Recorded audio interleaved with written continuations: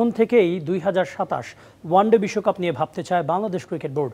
তরুণদের জন্য সিনিয়র ক্রিকেটাররা জায়গা ছেড়ে দিচ্ছেন, যা ওই প্রক্রিয়ারই অংশ মনে করেন বিসিবি ক্রিকেট অপারেশনস প্রধান নাজমুল আবেদিন ফাহিম। এসব নিয়ে শিগগিরই কোচ ও ক্রিকেটারদের নিয়ে আলোচনায় বসবে বিসিবি।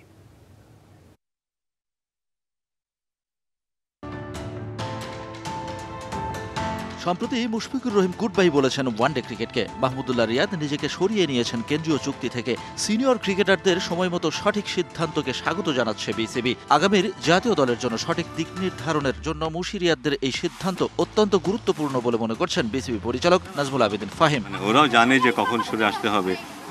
আমার ধারণা যে হয়তো চ্যাম্পিয়ন্স ট্রফিতেও তারা হয়তো এটা নিয়ে চিন্তা ভাবনা করেছে, তখন হয়তো এটা মাথায় এমন একটা কিছু ছিল। সেই সময় হয়তো অ্যানাউন্সমেন্টটা আসেনি, কিন্তু তার পরপরই মুশফিকুর রহমান তার অ্যানাউন্সমেন্টে ঘোষণা করেছে। মাহমুদুল্লাহ রিয়াদও আমাদের সাথে আলাপ করেছে। So I think it's a very good sign যে বিসিবির ভাবনায় এখন 2027 বিশ্বকাপ। তার জন্য চাই একটি শক্তিশালী জাতীয় দল, যে দল গড়ার জন্য চাই সঠিক পরিকল্পনা। সেই পরিকল্পনা ঠিক করার জন্যই নিজেদের করণীয় নিয়ে অচিরেই বিসিবি বসতে চায় সব পক্ষের সঙ্গে। জীবনের সব আয়োজন এখানে একসাথে।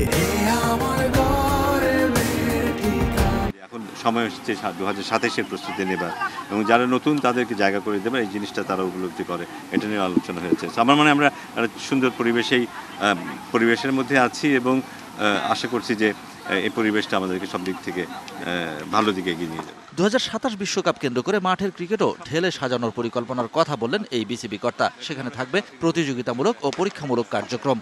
একটা জেনারেল আন্ডারস্ট্যান্ডিং আসতে চাইবে কোচদের সাথে, সিলেক্টরদের সাথে, ক্যাপ্টেনদের সাথে, সবার সাথে সব মিলিয়েই একটা দিক নির্দেশনা খুঁজে পাওয়ার চেষ্টা করব, যেটাকে সামনে রেখে আমরা এগিয়ে যাওয়ার চেষ্টা করব।